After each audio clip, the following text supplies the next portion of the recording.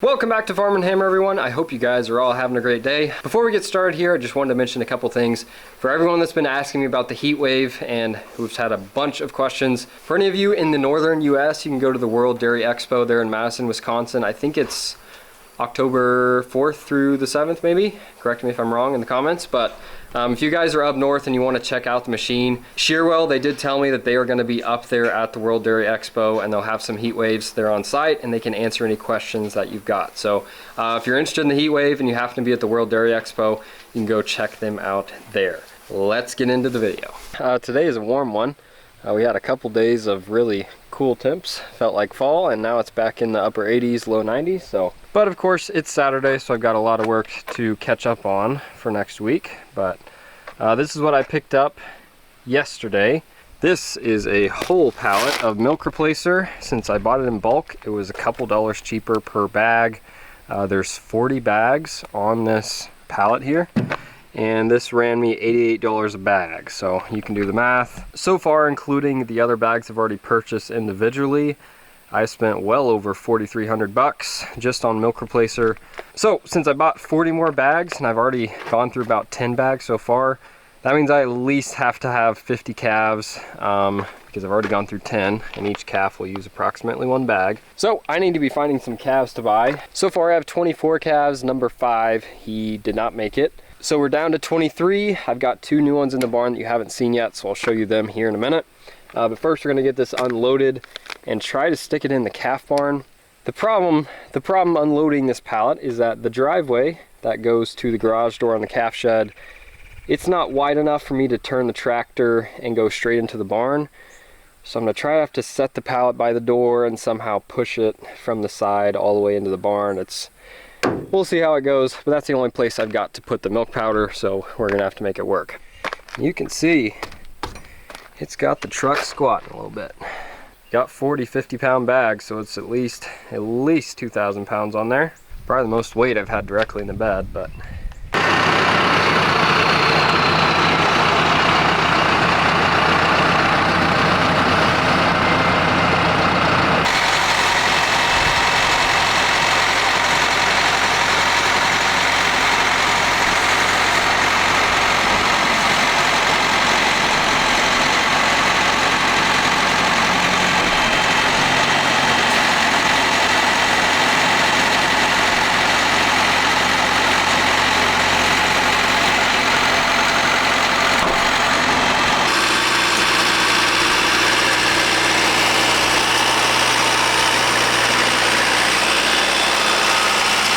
may have slightly tore up the toolbox on the bed. When I tried to push through the pallet, it lifted the toolbox completely off the truck. So probably messed up the bolts in there, but I don't use them much anyway, so.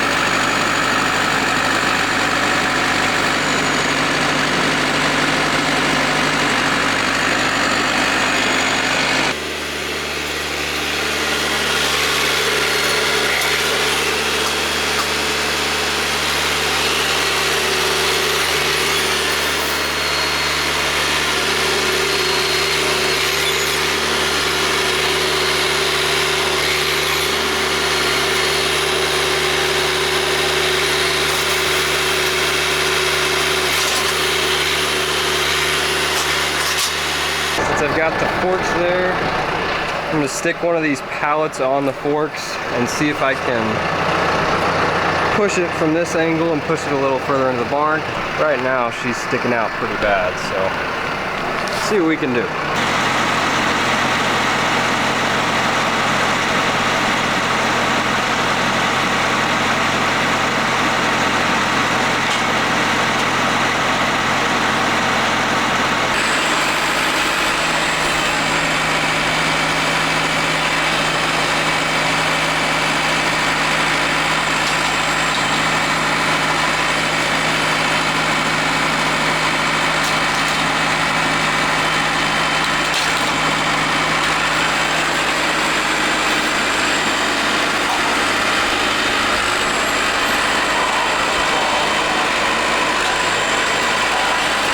Tell you what, that didn't go according to plan. I stabbed one of the bags with the pallet and then I broke the pallet. So we got her moved in a little bit, but of course the bag I stabbed is at the very bottom.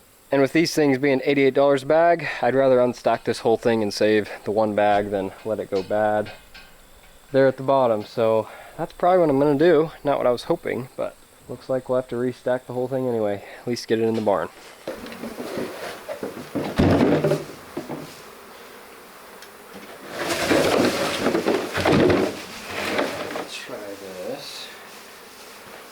Gives me plenty of room to walk on this side, plenty of room to walk on that side.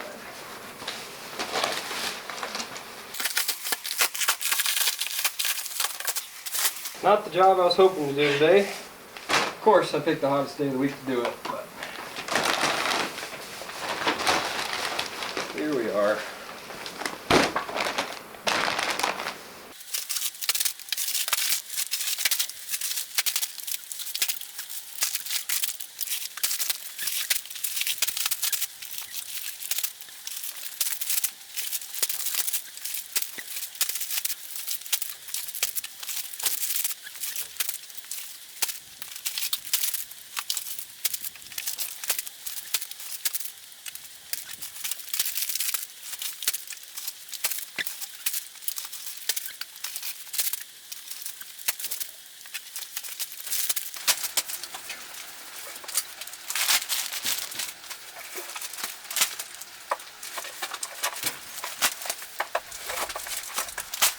Alright, so we've got all the bags stacked up on our new pallet. I put them on a plastic one. I forgot to put a slip sheet at the bottom, but I think we'll be okay.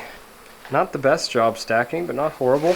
I'm going to cover this with a tarp because there used to be an old vent there. The vent has since blown away, so this stack has got a pretty good chance of getting wet unless I cover it up. So I'm going to bring a tarp in, cover it up, even though there's no rain in the forecast. I'd still rather have it covered just in case varmints or anything else wants to crawl in here and try to get some milk powder. Moving on to the calves. This is the younger group. You can see they're starting to nibble on grain. I put that in for them a couple days ago. And then here in another day or two, I'll give them access to free choice water so they can drink water whenever they want. You can see they're taking well to the Heatwave. They've done well so far. Number 15 here, that's the one. Got a little bit of scours. It's not sickly scours, it's because she's been drinking too much, so keeping an eye on her. She's acting fine. It's just I noticed she's got some really watery manure. So, and moving on to the older ones, they're all doing extremely well. One issue I have run into with this pen, since these guys are drinking so much per day on this ad lib feeder, they are just making this front portion super wet. I give them about a half a bale to 3/4 of straw bale a day. And as you can see, the outside is all fine. It's dry, nice and dry. But right here where they eat feed and they drink off the Heatwave, it is just a wet mess. And it doesn't seem to matter how much straw I put there. They pretty much keep it wet. The rest of it's nice and dry. There's no ammonia issues or anything in here whatsoever. But I am struggling to keep this front portion dry. Another issue I'm running into, you may be able to hear the flies or even see them on video. As you can tell, there's really not a whole lot of flies on the calves. He's got 2, 2, 1, 0, 0. There's not a whole lot of flies on the calves themselves, but everywhere where I've maybe cleaned a bucket or something, or there's milk powder, anything like that, there's just flies all over it. I've had a big issue with flies getting in the milk, as you can see. So I need to rig up something where I can put a hole in these lids to keep the flies out and just run the tubes through the holes. But the bag that I poked a hole in, I've got it laying here, and you can see all the stinking flies. It's only been open for a few minutes and they have all found it. And so I need to somehow cover that up, keep them out. But we were doing okay with flies because the last couple days it's been, high of 65. So at night it's been cold enough where the flies are kind of dormant. But today, since it's warm, the flies have come back like crazy and they are everywhere. Luckily not on the calves, but they're just everywhere else in the barn. They're landing on my legs, which gets annoying. But Anyway, that is an update on these calves. And what I need to show you is the new calves that came in. This is the whole other side of the barn. Right here we've got a quail pen my brother helped me put together when we were pretty young. Never got used, so we never put wire on it. And since I didn't have room to put new calves in the big pens with the other ones, but I did already have pallets here, so I just flipped them up real quick and I put the new babies in here. So this is one of my favorites. I got a little black baldy bull. He's got some Jersey in him because he is on the small side, and he does have Jersey eyes, but he is an aggressive little booger, and he's also got a massive head. So he will knock the bottle out of your hand, even though he only weighs 60 pounds. But he is aggressive on the bottle, so that's great to see. Really liking him. And then this one down here is another. You got to get it out of the way. They need to see the other one. This one down here is another balancer Holstein cross, and he's really big actually, but he's just one of those calves that, I don't know, he's kind of slow. So he's over a week and a half old, and normally by that time they're acting like this little baldy bull. They're aggressive on the bottle, they're pretty active, they're jumping around, skipping, going crazy. But this calf is just, I don't know if he's not all there or what, but he'll stand up, he'll walk over to the bottle, he'll start drinking, and then he'll pull off the nipple every 3-4 seconds, and he's not in a hurry about anything. But he's not sick. I checked his temperature, he's all good. He doesn't have scours, he doesn't have a cough, he doesn't have anything that I know of. Ever since I've gotten him, he's acted like this, so I think it's just personality of the calf. He's slow and not in a hurry about anything. So he is healthy, he's just a little different. So, but anyway, these are the only two for the week, which is actually a good thing since I'm running out of room so fast. Unless I purchase another Heatwave or something and kick the older calves outside, I'm gonna be running out of room pretty quick. Yeah, these are the only two calves I've gotten this whole week, and I did have one person text me this afternoon, and she said she has 2 Angus Holstein Cross heifers available, and we'll have 2 more to add to this pen. And before I add the other 2, I need to make it a whole lot bigger. So I'm probably gonna swing this pallet over and give him access to this whole side.